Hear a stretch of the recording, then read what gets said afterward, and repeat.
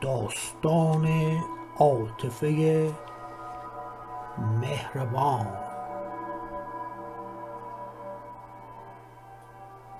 رفیق یه داستان تعریف میکنم به نام عاطفه مهربان. مواظب باش، این زنها که خیلی مهربونن ها یه چیزشون میشه. آقای رحمانی خوشحال گفت عجب کیکایی میتونم بخورم؟ همه‌شو بخورین لطفا. این بدبخت که 3 روز هیچی نخورده بود کیک ها رو خورد، افتاد.